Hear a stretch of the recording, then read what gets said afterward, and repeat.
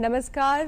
दूरदर्शन उत्तर प्रदेश के morning show नमस्ते UP में आपका बहुत बहुत स्वागत है और मैं हूं आपकी दोस्त पारुल तिवारी। दर्शकों, जैसा कि आप जानते हैं कि नमस्ते यूपी में हम हमेशा से यह कोशिश करते हैं कि कुछ ऐसे विषय उठाएं जिनको जानना आपके लिए बेहद ज़रूरी है, और आज भी हम अपने एक्सपर्ट के साथ कुछ ऐसा ही विषय लेकर आए हैं। तो चलिए, अब है वो विषय जानने का जिस पर आज हम चर्चा करेंगे। आइए जानते हैं क्या है आज का विषय।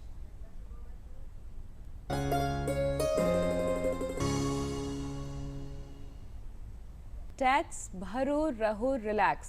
जी हाँ दोस्तों, आज हम इसी पर बात करेंगे। और आप सब जानते हैं कि इंसान रिलैक्स तभी होता है जब वह अपनी जिम्मेदारियों को सही समय पर और सही तरीके से करता है। अगर हम अपने टैक्स फाइलिंग की बात करें तो ये हमारी जिम्मेदारी भी है और इसके साथ ही साथ हमें इससे बहुत सारे फायदे भी मिलते हैं। इसके बारे में समझना ज़रूरी है, इसीलिए हम लाए हैं अपने एक्सपर्ट को जो कि अपनी सारी बातें बताएंगे, आपको ज़्यादा डिटेल में इन चीज़ों को समझाएंगे। तो आइए आपको मिलवाते हैं दिलीप कुमार श्रीवास्तव जी से। सर नमस्ते, आपका बहुत बहुत स्वागत है। आप थैंक यू वेरी मच। आप टैक्स कंसल्टेंट हैं, इसी फील्ड में काम कर रहे हैं और बहुत सारी जानकारियां आज हमको देंगे। तो आइए अपने प्रोग्राम को शुरू करेंगे, अपने विषय को समझेंगे। तो मैं दिलीप जी सबसे पहले आप ही के पास आऊंगी। आज हम बात कर रहे हैं टैक्स भरने की। तो यहाँ ज़रूरी है ये समझना कि टैक्स आखिर होता क्यों है, ये क्या होता है और लगाया क्यों जाता है, ये भी जानना ज़रूरी है कि फिर हम क्यों भरें अगर हमें यही नहीं मालूम है कि टैक्स आखिर क्यों है और क्यों भरना चाहिए। मैं थोड़ी सी हिस्ट्री बता देता हूँ आपको। जब भारत की आज़ादी की लड़ाई शुरू हुई थी तो जो पहली म्यूटनी हुई थी आज़ादी को लेकर के 1857 में, जिसको स्वर्गीय मंगल पांडे जी ने शुरू किया था, तो मंगल पांडे ने जब म्यूटनी करी थी तो उस समय जो ब्रिटिश खजाना था उसके ऊपर बहुत लोड पड़ा था। तो उस लोड को रिकवर करने के लिए ब्रिटिश गवर्नमेंट ने सबसे पहले इनकम टैक्स लगाना शुरू किया था। फिर ये प्रथा वहाँ से शुरू हुई और वो चलती रही। फिर भारत की आज़ादी के बाद ये देश को डेवलपमेंट के लिए बहुत सारे पैसे की ज़रूरत पड़ती है, और अगर हम देखें तो जो गवर्नमेंट की कमाई होती है, जो गवर्नमेंट एक्सचेकर होता है, उसको भरने का एकमात्र बड़ा साधन होता है टैक्स। उसके बाद आज़ादी के बाद जब हमारा संविधान लागू हो गया, फिर 1961 में इनकम टैक्स एक्ट बनाया गया, और उसी इनकम टैक्स एक्ट से आज तक हम गवर्न होते हैं। तो हमें टैक्स इसलिए देना होता है कि अगर हम डेवलपमेंट चाहते हैं, जिस कंट्री में हम रहते हैं, हम चाहते हैं कि हमें अच्छी सड़कें मिले, स्वास्थ्य सुविधाएं मिले, हमारी गवर्नमेंट मशीनरी अच्छी तरीके से काम करती रहे, तो ये सारी सुविधाओं को पाने के लिए टैक्स भरना एक तरीके से हमारी स्टैच्यूटरी लायबिलिटी है। दिलीप जी आपके पास आएंगे। हम टैक्स पर बात कर रहे थे, आपने बताया टैक्स होता क्या है और क्यों लगाया जाता है। ये यहाँ समझने की ये भी ज़रूरत है कि अगर हम टैक्स की बात कर रहे हैं, अगर इसके डाइवर्सिफिकेशन की बात करें, तो मोटे तौर पर टैक्स को हम कितने हिस्सों में बांट सकते हैं, कैसे उसको इजीली हम समझ सकते हैं, क्योंकि ये तो बहुत ही व्यापक है, बहुत ही फैला हुआ है, तो हम इसको कैसे छोटे हिस्सों में बांट सकते हैं। देखिए, सामान्य सी भाषा में अगर कहा जाए तो हमारे देश में दो तरह के टैक्सेस होते हैं। एक डायरेक्ट टैक्स होता है और एक इनडायरेक्ट टैक्स होता है। डायरेक्ट टैक्स का मतलब जो कमा रहा है वही टैक्स भरता है, और इनडायरेक्ट टैक्स का मतलब कि लायबिलिटी किसी और की होती है, डिस्पोजल उसका किसी और के द्वारा किया जाता है। अच्छा। पहले 2017 से पहले हमारे देश में बहुत सारे इनडायरेक्ट टैक्सेस हुआ करते थे। डायरेक्ट टैक्स एक है इनकम टैक्स जिसको कहा जाता है। इनडायरेक्ट टैक्सेस में बहुत सारी कैटेगरी होती थी, लेकिन उन सारी कैटेगरीज को सबस्यूम करके जीएसटी लगा दिया गया था।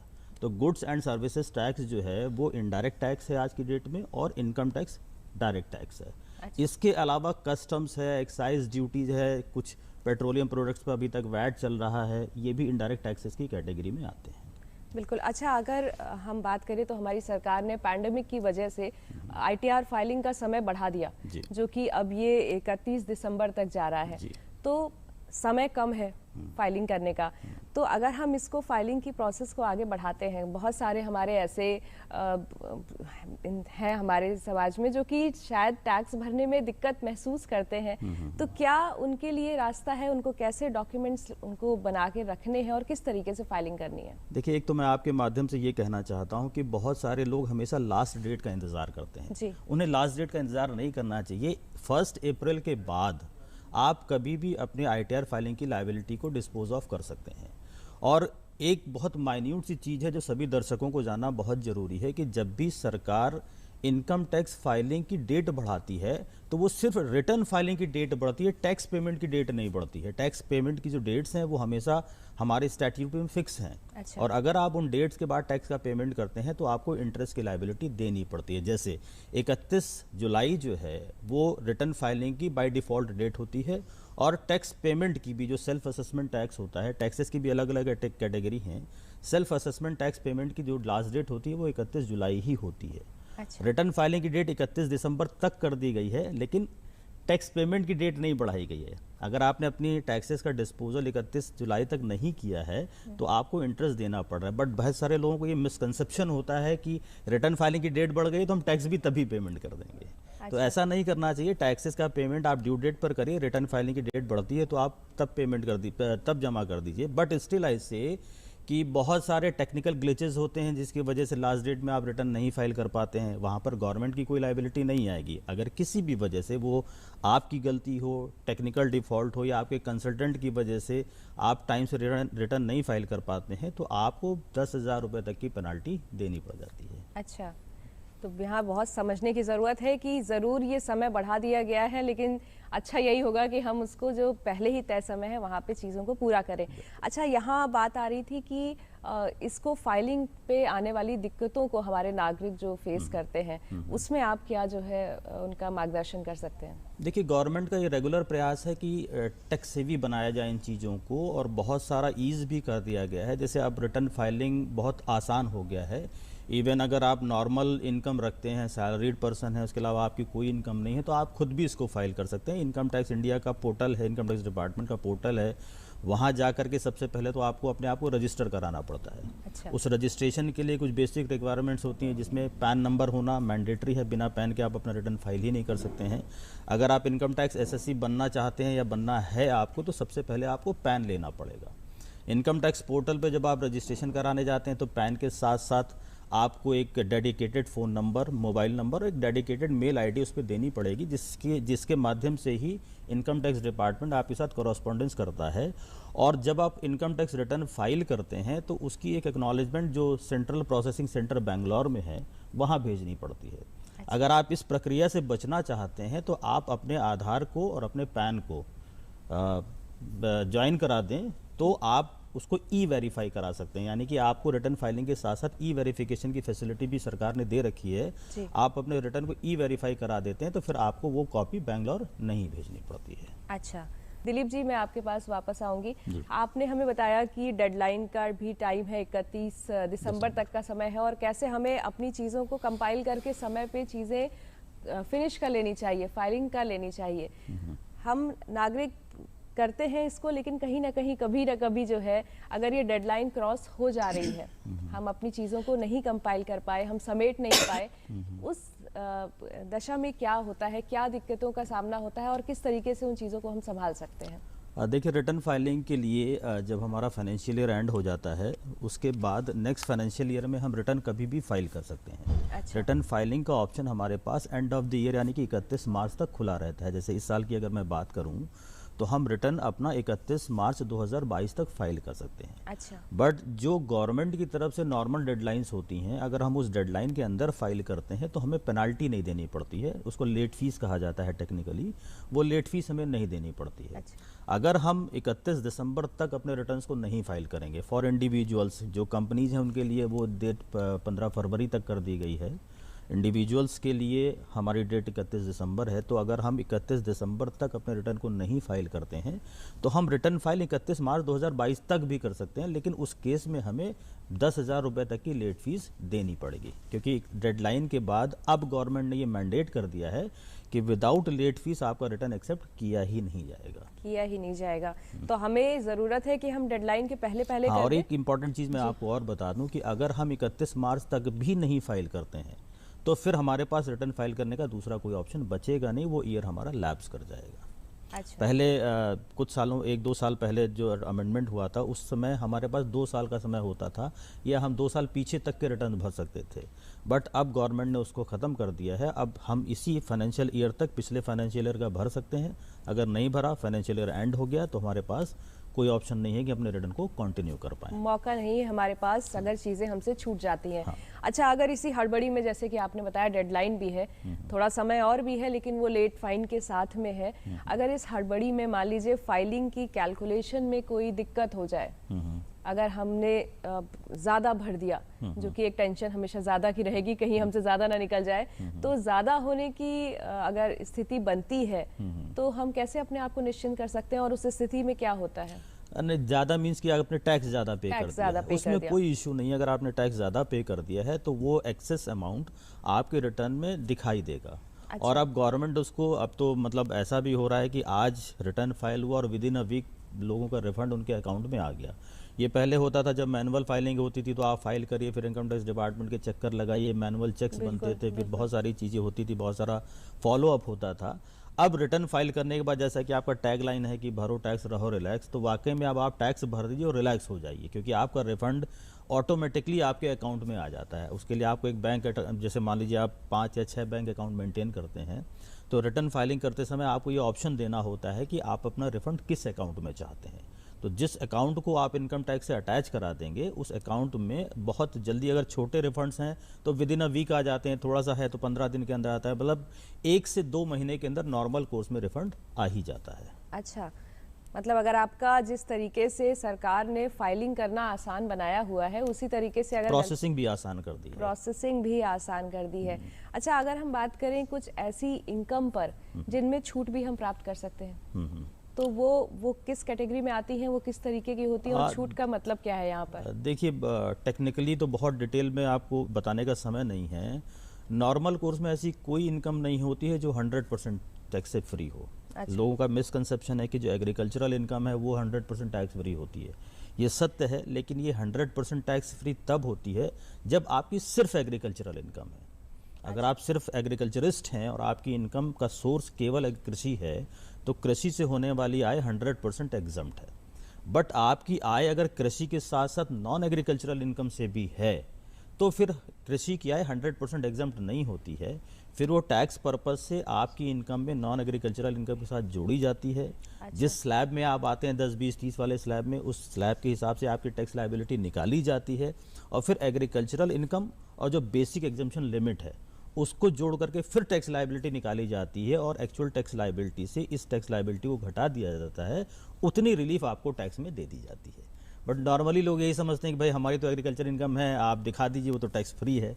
तो जब कहा जाता है कि नहीं इस पर तो टैक्स लगेगा, तो नहीं साहब ये तो टैक्स फ्री होती है, तब उनको ये समझाना पड़ता है कि अगर केवल एग्रीकल्चरल इनकम है तो वो टैक्स फ्री है, और इसके अलावा और ऐसी कोई इनकम नहीं है। जैसे डिविडेंड इनकम पहले टैक्स फ्री हुआ करती थी, उसको भी गवर्नमेंट ने टैक्स कर दिया है।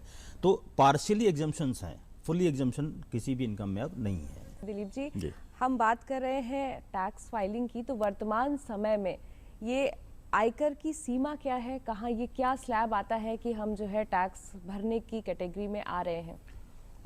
नॉर्मली 2.5 लाख रुपए का बेसिक एग्जम्पशन होता है इंडिविजुअल्स की। अगर मैं बात करूँ, इंडिविजुअल्स हो गए या हिंदू अनडिवाइडेड फैमिलीज़ हो गई, इनके लिए 2.5 लाख रुपए का बेसिक एग्जम्पशन है। लेकिन अच्छा। बहुत सारे लोगों को ये मिसकंसेप्शन है कि साहब 5 लाख रुपए तक की छूट है।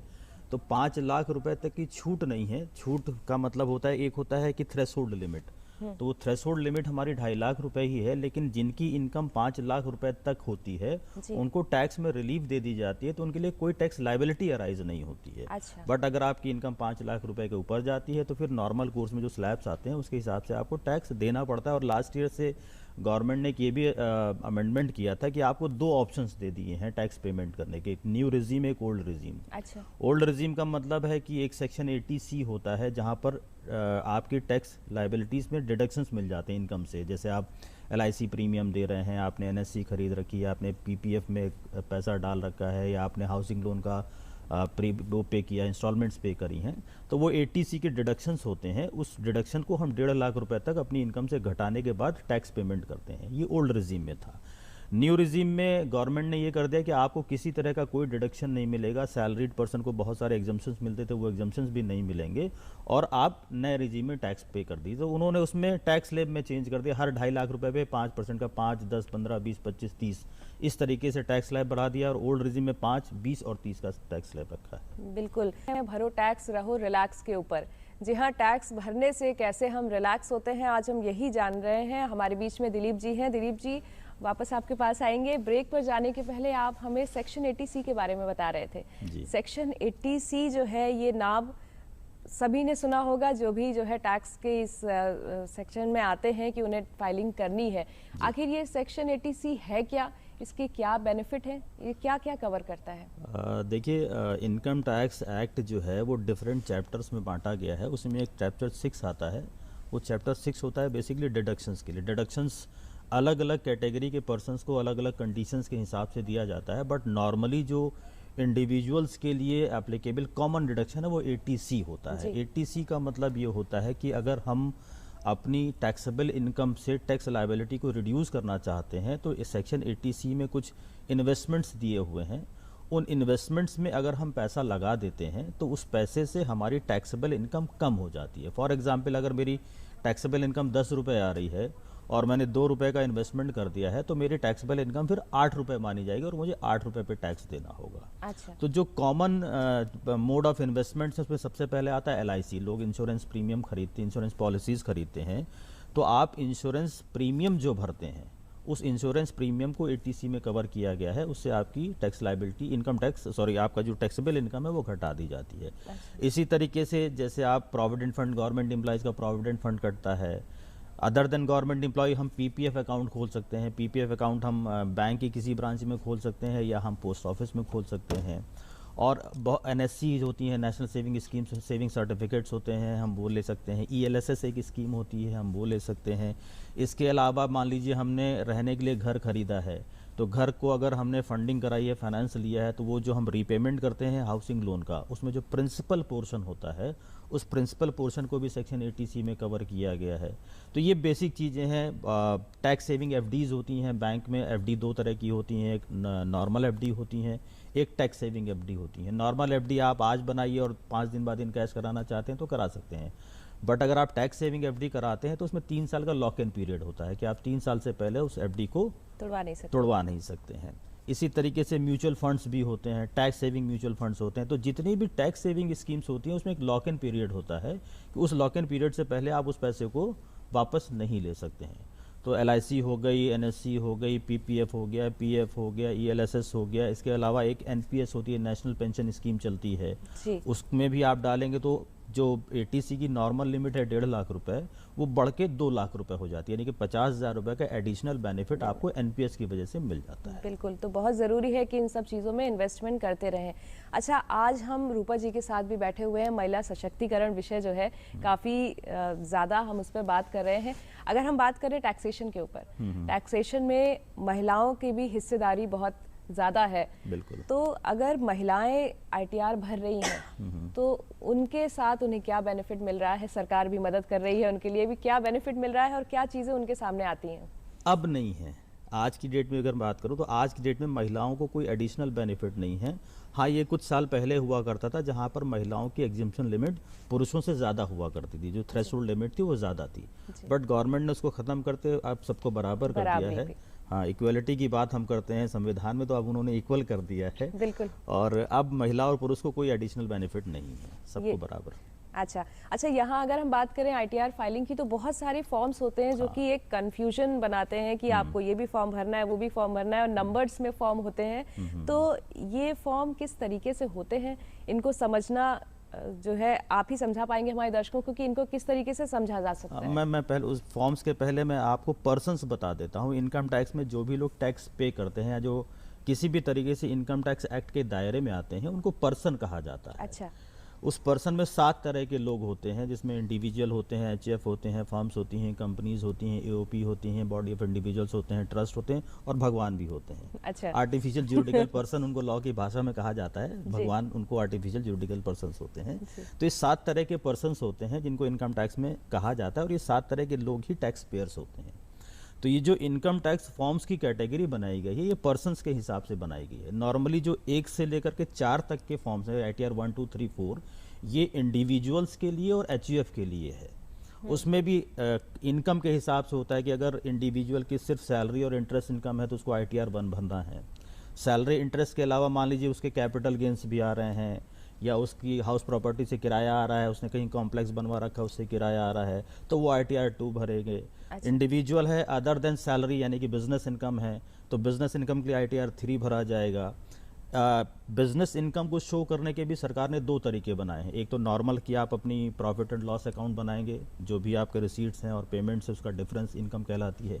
एक प्रेजेंटिव टैक्सेशन होता है। प्रेजेंटिव टैक्सेशन बिजनेसमैन के लिए अलग कैटेगरी है और प्रोफेशनल्स के लिए अलग कैटेगरी है। उसमें एक लिमिट है कि अगर आप प्रेजेंटिव टैक्सेशन को ऑप्ट कर रहे हैं तो बिजनेसमैन के लिए अपनी जो भी ग्रॉस रिसीट्स होती हैं साल भर में, उसका मिनिमम 8% प्रॉफिट उनको डिक्लेयर करना ही करना होता है। अच्छा। और प्रोफेशनल्स के लिए जो भी ग्रॉस रिसीट्स होती हैं उसका 50% इनकम उनको डिक्लेयर करनी ही करनी होती है। तो अगर आप प्रेजेंटिव टैक्सेशन में जा रहे हैं तो आप ITR 4 भरेंगे।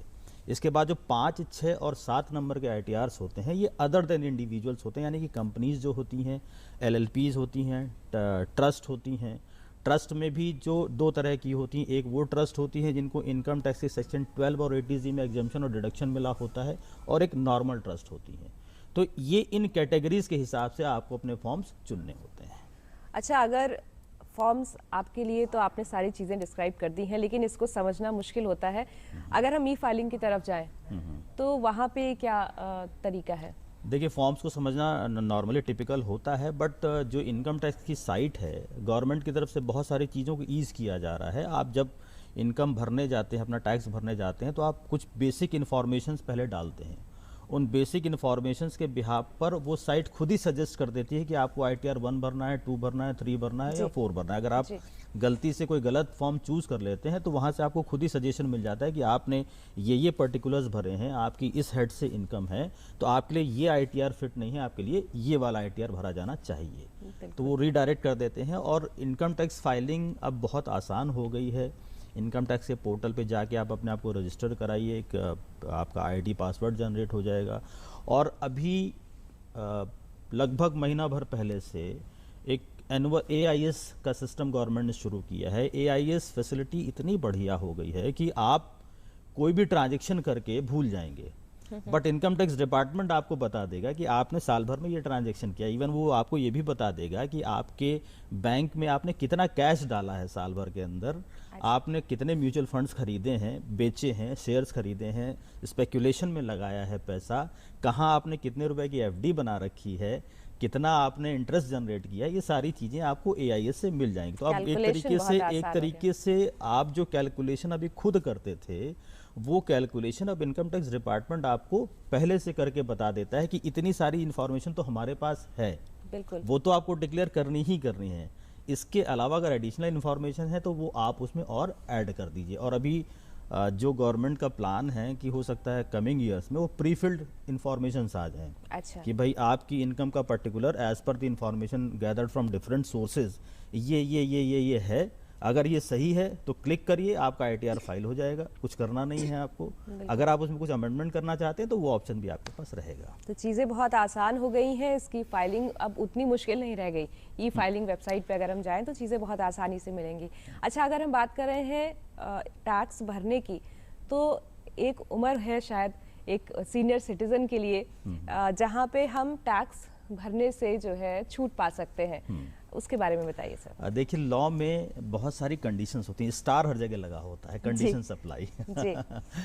लॉ, कोई भी लॉ है, चाहे वो इनकम टैक्स का लॉ हो या कोई भी लॉ हो, वो सिर्फ उसी तरीके से नहीं पढ़ा जाना चाहिए जिस तरीके से वो लिखा होता है। जी जी। वहाँ पर हमको उसका इंटेंशन समझने की ज़रूरत होती है। और बहुत सारी चीज़ें जो अगर आप सिंपल रीडिंग करेंगे तो उसका मीनिंग कुछ और निकलेगा, बट टेक्निकली वो कुछ और बता रहा होता है। तो जैसे अभी आपने पूछा कि किस उम्र के बाद ITR नहीं फाइल कर सकते हैं या कहाँ पर एग्जम्पशन मिला हुआ है, तो नॉर्मली इनकम टैक्स में सीनियर सिटीजन की 2 कैटेगरी हैं, एक सीनियर सिटीजन, एक सुपर सीनियर सिटीजन। अच्छा।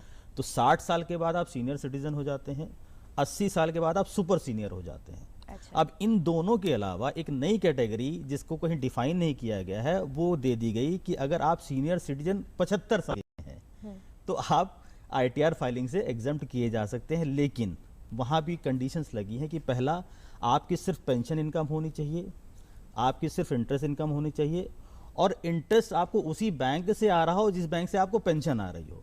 अच्छा। यानी कि अगर आपके पास 2 बैंक अकाउंट्स हैं और दोनों बैंक अकाउंट से पेंशन मिल रही है तो आपको एग्जेम्पशन नहीं मिलेगा। नॉर्मली आदमी ये सुनता है, जैसे बजट में क्या होता है कि टेलीविजन में हाईलाइट चलती हैं कि भाई सीनियर सिटीजन को अब ITR नहीं फाइल करना है, तो लोग ये दिमाग में बैठा लेते हैं कि भाई मैं सीनियर सिटीजन हूँ, मुझे नहीं भरना है। वो कंडीशंस नहीं पढ़ते कि किन कंडीशंस में नहीं भरना है। तो सीनियर सिटीजन जो 75 ईयर के ऊपर हैं उन्हें ITR फाइलिंग से एग्जेम्पशन है, सब्जेक्ट टू कि उनकी सिर्फ पेंशन इनकम हो, इंटरेस्ट इनकम हो और इंटरेस्ट उसी बैंक से आ रही है जिस बैंक में उनकी पेंशन आ रही है। ये कंडीशन पूरी नहीं हो रही है तो फिर उनको रिटर्न फाइल करना है। बिल्कुल, तब रिटर्न फाइल करना। दिलीप जी आपके पास आएंगे, ब्रेक पर जाने के पहले आप हमें सेक्शन 80C के बारे में बता रहे थे। सेक्शन 80C जो है ये नाम सभी ने सुना होगा, जो भी जो है टैक्स के इस सेक्शन में आते हैं कि उन्हें फाइलिंग करनी है। आखिर ये सेक्शन 80C है क्या, इसके क्या बेनिफिट हैं, ये क्या क्या कवर करता है? देखिए, इनकम टैक्स एक्ट जो है वो डिफरेंट चैप्टर्स में बांटा गया है। उसमें एक चैप्टर 6 आता है। वो चैप्टर 6 होता है बेसिकली डिडक्शंस के लिए। डिडक्शंस अलग अलग कैटेगरी के पर्सनस को अलग अलग कंडीशंस के हिसाब से दिया जाता है, बट नॉर्मली जो इंडिविजुअल्स के लिए एप्लीकेबल कॉमन डिडक्शन है वो 80C होता है। 80C का मतलब ये होता है कि अगर हम अपनी टैक्सेबल इनकम से टैक्स लायबिलिटी को रिड्यूस करना चाहते हैं तो इस सेक्शन 80C में कुछ इन्वेस्टमेंट्स दिए हुए हैं। उन इन्वेस्टमेंट्स में अगर हम पैसा लगा देते हैं तो उस पैसे से हमारी टैक्सेबल इनकम कम हो जाती है। फॉर एग्जांपल, अगर मेरी टैक्सेबल इनकम 10 रुपये आ रही है और मैंने 2 रुपये का इन्वेस्टमेंट कर दिया है तो मेरी टैक्सेबल इनकम फिर 8 रुपये मानी जाएगी और मुझे 8 रुपये पे टैक्स देना होगा। अच्छा। तो जो कॉमन मोड ऑफ इन्वेस्टमेंट्स है उसमें सबसे पहले आता है LIC। लोग इंश्योरेंस प्रीमियम खरीदते हैं, इंश्योरेंस पॉलिसीज़ खरीदते हैं। तो आप इंश्योरेंस प्रीमियम जो भरते हैं उस इंश्योरेंस प्रीमियम को 80C में कवर किया गया है। उससे आपकी टैक्स लायबिलिटी, इनकम टैक्स आपका जो टैक्सेबल इनकम है वो घटा दी जाती है। इसी तरीके से जैसे आप प्रोविडेंट फंड, गवर्नमेंट एम्प्लॉइज़ का प्रोविडेंट फंड कटता है। अदर देन गवर्नमेंट एम्प्लॉय हम PPF अकाउंट खोल सकते हैं। PPF अकाउंट हम बैंक की किसी ब्रांच में खोल सकते हैं या हम पोस्ट ऑफिस में खोल सकते हैं। और NSC होती हैं, national saving schemes, saving certificates होते हैं, हम वो ले सकते हैं। ELSS एक स्कीम होती है, हम वो ले सकते हैं। इसके अलावा मान लीजिए हमने रहने के लिए घर खरीदा है तो घर को अगर हमने फंडिंग कराई है, फाइनेंस लिया है, तो वो जो हम रीपेमेंट करते हैं हाउसिंग लोन का, उसमें जो प्रिंसिपल पोर्शन होता है उस प्रिंसिपल पोर्शन को भी सेक्शन 80C में कवर किया गया है। तो ये बेसिक चीज़ें हैं। टैक्स सेविंग FDs होती हैं बैंक में। FD 2 तरह की होती हैं, एक नॉर्मल FD होती हैं, एक टैक्स सेविंग FD होती है। नॉर्मल FD आप आज बनाइए और 5 दिन बाद इनकैश कराना चाहते हैं तो करा सकते हैं। बट अगर आप टैक्स सेविंग FD कराते हैं तो उसमें 3 साल का लॉक इन पीरियड होता है कि आप 3 साल से पहले उस FD को तोड़वा नहीं सकते हैं। इसी तरीके से म्यूचुअल फंड्स भी होते हैं, टैक्स सेविंग म्यूचुअल फंड्स होते हैं। तो जितनी भी टैक्स सेविंग स्कीम्स होती हैं उसमें एक लॉक इन पीरियड होता है कि उस लॉक इन पीरियड से पहले आप उस पैसे को वापस नहीं ले सकते हैं। तो LIC हो गई, NSC हो गई, PPF हो गया, PF हो गया, ELSS हो गया। इसके अलावा एक NPS होती है, नेशनल पेंशन स्कीम चलती है, उसमें भी आप डालेंगे तो जो 80C की नॉर्मल लिमिट है 1.5 लाख रुपए, वो बढ़ के 2 लाख रुपए हो जाती है, यानी कि 50,000 रुपए का एडिशनल बेनिफिट आपको NPS की वजह से मिल जाता है। बिल्कुल, तो बहुत ज़रूरी है कि इन सब चीज़ों में इन्वेस्टमेंट करते रहें। अच्छा, आज हम रूपा जी के साथ भी बैठे हुए हैं। महिला सशक्तिकरण विषय जो है काफ़ी ज़्यादा हम उस पर बात कर रहे हैं। अगर हम बात करें टैक्सेशन के ऊपर, टैक्सेशन में महिलाओं की भी हिस्सेदारी बहुत ज़्यादा है। बिल्कुल। तो अगर महिलाएं ITR भर रही हैं तो उनके साथ उन्हें क्या बेनिफिट मिल रहा है? सरकार भी मदद कर रही है, उनके लिए भी क्या बेनिफिट मिल रहा है और क्या चीज़ें उनके सामने आती हैं? अब नहीं है। आज की डेट में अगर बात करूं तो आज की डेट में महिलाओं को कोई एडिशनल बेनिफिट नहीं है। हाँ, ये कुछ साल पहले हुआ करता था जहां पर महिलाओं की एग्जेम्पशन लिमिट पुरुषों से ज़्यादा हुआ करती थी, जो थ्रेशोल्ड लिमिट थी वो ज़्यादा थी। बट गवर्नमेंट ने उसको ख़त्म करते अब सबको बराबर कर दिया है। हाँ, इक्वलिटी की बात हम करते हैं संविधान में, तो अब उन्होंने इक्वल कर दिया है। बिल्कुल। और अब महिला और पुरुष को कोई एडिशनल बेनिफिट नहीं है, सबको बराबर।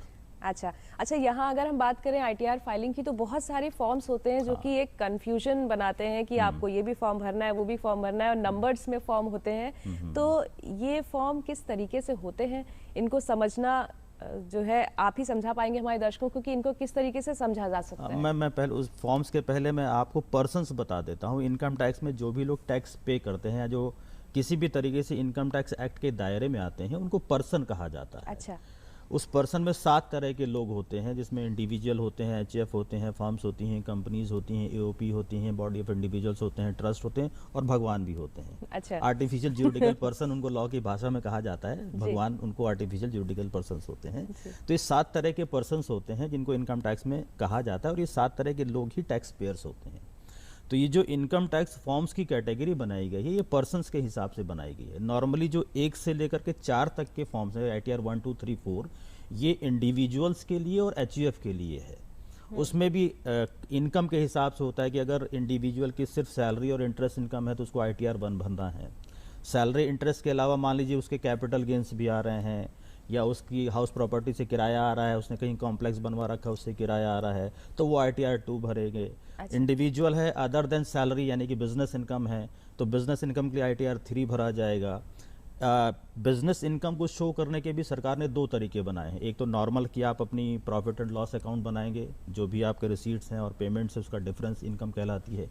एक प्रेजेंटिव टैक्सेशन होता है। प्रेजेंटिव टैक्सेशन बिजनेसमैन के लिए अलग कैटेगरी है और प्रोफेशनल्स के लिए अलग कैटेगरी है। उसमें एक लिमिट है कि अगर आप प्रेजेंटिव टैक्सेशन को ऑप्ट कर रहे हैं तो बिजनेसमैन के लिए अपनी जो भी ग्रॉस रिसीट्स होती हैं साल भर में, उसका मिनिमम 8% प्रॉफिट उनको डिक्लेयर करना ही करना होता है। अच्छा। और प्रोफेशनल्स के लिए जो भी ग्रॉस रिसीट्स होती हैं उसका 50% इनकम उनको डिक्लेयर करनी ही करनी होती है। तो अगर आप प्रेजेंटिव टैक्सेशन में जा रहे हैं तो आप ITR 4 भरेंगे। इसके बाद जो 5, 6 और 7 नंबर के ITRs होते हैं, ये अदर देन इंडिविजुअल्स होते हैं, यानी कि कंपनीज जो होती हैं, LLPs होती हैं, ट्रस्ट होती हैं। ट्रस्ट में भी जो 2 तरह की होती हैं, एक वो ट्रस्ट होती है जिनको इनकम टैक्स के सेक्शन 12 और 80G में एग्जम्पशन और डिडक्शन मिला होता है, और एक नॉर्मल ट्रस्ट होती है। तो ये इन कैटेगरीज के हिसाब से आपको अपने फॉर्म्स चुनने होते हैं। अच्छा, अगर फॉर्म्स आपके लिए तो आपने सारी चीज़ें डिस्क्राइब कर दी हैं, लेकिन इसको समझना मुश्किल होता है। अगर हम फाइलिंग की तरफ जाएं तो वहाँ पे क्या तरीका है? देखिए, फॉर्म्स को समझना नॉर्मली टिपिकल होता है, बट जो इनकम टैक्स की साइट है, गवर्नमेंट की तरफ से बहुत सारी चीज़ों को ईज़ किया जा रहा है। आप जब इनकम भरने जाते हैं, अपना टैक्स भरने जाते हैं, तो आप कुछ बेसिक इन्फॉर्मेशंस पहले डालते हैं। उन बेसिक इन्फॉर्मेशंस के बिहाफ पर वो साइट खुद ही सजेस्ट कर देती है कि आपको ITR 1 भरना है, 2 भरना है, 3 भरना है या 4 भरना है। अगर आप गलती से कोई गलत फॉर्म चूज कर लेते हैं तो वहाँ से आपको खुद ही सजेशन मिल जाता है कि आपने ये पर्टिकुलर्स भरे हैं, आपकी इस हेड से इनकम है, तो आपके लिए ये ITR फिट नहीं है, आपके लिए ये वाला ITR भरा जाना चाहिए। तो वो रीडायरेक्ट कर देते हैं। और इनकम टैक्स फाइलिंग अब बहुत आसान हो गई है। इनकम टैक्स के पोर्टल पे जाके आप अपने आप को रजिस्टर कराइए, एक आपका ID पासवर्ड जनरेट हो जाएगा। और अभी लगभग महीना भर पहले से एक एनुअल AIS का सिस्टम गवर्नमेंट ने शुरू किया है। AIS फैसिलिटी इतनी बढ़िया हो गई है कि आप कोई भी ट्रांजैक्शन करके भूल जाएंगे, बट इनकम टैक्स डिपार्टमेंट आपको बता देगा कि आपने साल भर में ये ट्रांजैक्शन किया। इवन वो आपको ये भी बता देगा कि आपके बैंक में आपने कितना कैश डाला है साल भर के अंदर, आपने कितने म्यूचुअल फंड्स खरीदे हैं, बेचे हैं, शेयर्स खरीदे हैं, स्पेक्यूलेशन में लगाया है पैसा, कहाँ आपने कितने रुपए की FD बना रखी है, कितना आपने इंटरेस्ट जनरेट किया, ये सारी चीज़ें आपको AIS से मिल जाएंगी। तो आप एक तरीके से आप जो कैलकुलेशन अभी खुद करते थे, वो कैलकुलेशन अब इनकम टैक्स डिपार्टमेंट आपको पहले से करके बता देता है कि इतनी सारी इन्फॉर्मेशन तो हमारे पास है, बिल्कुल, वो तो आपको डिक्लेयर करनी ही करनी है। इसके अलावा अगर एडिशनल इन्फॉर्मेशन है तो वो आप उसमें और ऐड कर दीजिए। और अभी जो गवर्नमेंट का प्लान है कि हो सकता है कमिंग ईयर्स में वो प्री फिल्ड इन्फॉर्मेशन आ जाएं। अच्छा, कि भाई आपकी इनकम का particular as per the information gathered from different sources ये है, अगर ये सही है तो क्लिक करिए, आपका ITR फाइल हो जाएगा, कुछ करना नहीं है आपको। अगर आप उसमें कुछ अमेंडमेंट करना चाहते हैं तो वो ऑप्शन भी आपके पास रहेगा। तो चीज़ें बहुत आसान हो गई हैं, इसकी फाइलिंग अब उतनी मुश्किल नहीं रह गई। फाइलिंग वेबसाइट पे अगर हम जाएं तो चीज़ें बहुत आसानी से मिलेंगी। अच्छा, अगर हम बात कर रहे हैं टैक्स भरने की, तो एक उम्र है शायद एक सीनियर सिटीजन के लिए जहाँ पे हम टैक्स भरने से जो है छूट पा सकते हैं, उसके बारे में बताइए सर। देखिए, लॉ में बहुत सारी कंडीशंस होती हैं, स्टार हर जगह लगा होता है, कंडीशन अप्लाई। लॉ कोई भी लॉ है, चाहे वो इनकम टैक्स का लॉ हो या कोई भी लॉ हो, वो सिर्फ उसी तरीके से नहीं पढ़ा जाना चाहिए जिस तरीके से वो लिखा होता है। जी जी। वहाँ पर हमको उसका इंटेंशन समझने की ज़रूरत होती है। और बहुत सारी चीज़ें जो अगर आप सिंपल रीडिंग करेंगे तो उसका मीनिंग कुछ और निकलेगा, बट टेक्निकली वो कुछ और बता रहा होता है। तो जैसे अभी आपने पूछा कि किस उम्र के बाद आईटीआर नहीं फाइल कर सकते हैं या कहाँ पर एग्जम्पशन मिला हुआ है, तो नॉर्मली इनकम टैक्स में सीनियर सिटीजन की दो कैटेगरी है, एक सीनियर सिटीजन, एक सुपर सीनियर सिटीजन। अच्छा। तो 60 साल के बाद आप सीनियर सिटीजन हो जाते हैं, 80 साल के बाद आप सुपर सीनियर हो जाते हैं। अच्छा। अब इन दोनों के अलावा एक नई कैटेगरी जिसको कहीं डिफाइन नहीं किया गया है वो दे दी गई कि अगर आप सीनियर सिटीजन 75 साल के हैं तो आप आईटीआर फाइलिंग से एग्जम्प्ट किए जा सकते हैं, लेकिन वहाँ भी कंडीशंस लगी हैं कि पहला आपकी सिर्फ पेंशन इनकम होनी चाहिए, आपकी सिर्फ इंटरेस्ट इनकम होनी चाहिए, और इंटरेस्ट आपको उसी बैंक से आ रहा हो जिस बैंक से आपको पेंशन आ रही हो। अच्छा। यानी कि अगर आपके पास दो बैंक अकाउंट्स हैं और दोनों बैंक अकाउंट से पेंशन मिल रही है तो आपको एग्जम्पशन नहीं मिलेगा। नॉर्मली आदमी ये सुनता है, जैसे बजट में क्या होता है कि टेलीविजन में हाईलाइट चलती हैं कि भाई सीनियर सिटीजन को अब आईटीआर नहीं फाइल करना है, तो लोग ये दिमाग में बैठा लेते हैं कि भाई मैं सीनियर सिटीजन हूँ, मुझे नहीं भरना है। वो कंडीशंस नहीं पढ़ते कि किन कंडीशंस में नहीं भरना है। तो सीनियर सिटीजन जो 75 ईयर के ऊपर हैं उन्हें आईटीआर फाइलिंग से एग्जम्पशन है, सब्जेक्ट टू कि उनकी सिर्फ पेंशन इनकम हो, इंटरेस्ट इनकम हो, और इंटरेस्ट उसी बैंक से आ रही है जिस बैंक में उनकी पेंशन आ रही है। ये कंडीशन पूरी नहीं हो रही है तो फिर उनको रिटर्न फाइल करना है। बिल्कुल। वापस दिलीप जी मैं आपके पास आऊंगी। समय जो है हमारा अब पूरा होने को है आज का एपिसोड का। यहाँ अगर हम बात करें, आज कोविड का समय है और टैक्सेशन भी भरना है, और आपने बताया सेक्शन 80C में भी ऐसी बहुत सारी चीज़ें आती हैं जो कि हम भरे तो कहीं ना कहीं बेनिफिट हमें मिलेगा। अगर हम हेल्थ इंश्योरेंस की बात करें तो हेल्थ इंश्योरेंस को लेकर सरकार से हम कैसी मदद या कैसा सपोर्ट पा सकते हैं आईटीआर को ध्यान में रखते हुए? नहीं, हेल्थ इंश्योरेंस के लेकर के अलग से डिडक्शन सरकार की तरफ से है इनकम टैक्स एक्ट में। अगर आप हेल्थ इंश्योरेंस का प्रीमियम देते हैं तो वो 1.5 लाख जो 80C की लिमिट है उसके अलावा आपके इनकम से घटाया जाता है। उसमें सीनियर सिटीजन्स के लिए अलग क्लास है और नॉर्मल के लिए अलग क्लास है। वो देखिए सेक्शन 80s में बहुत सारे सब सेक्शंस हैं और उनमें अलग अलग कंडीशंस हैं कि इस नेचर का एक्सपेंस है या इस नेचर का इन्वेस्टमेंट है या कुछ ऐसे भी हैं जो इस नेचर की इनकम है, उसको सेक्शन 80s में छोड़ा गया। जैसे 80C है, 80D है, 80DB है, 80E है, 80R है, बहुत सारे सेक्शंस हैं जिनमें अलग अलग कंडीशंस के हिसाब से आपको छूट दी गई। तो 80C based on investments, 80D based on आपका जो मेडिकल इंश्योरेंस आप परचेज करते हैं, 80E भी बहुत रेलेवेंट है लोगों को जानने के लिए कि जैसे आजकल एजुकेशन लोन हम लेते हैं जी। तो एजुकेशन लोन पर भी जो हम इंस्टॉलमेंट पे कर रहे होते हैं, इंटरेस्ट पे कर रहे होते हैं, वो भी टैक्स से छूट होती है, वो भी टैक्स से छूट हो जाती है।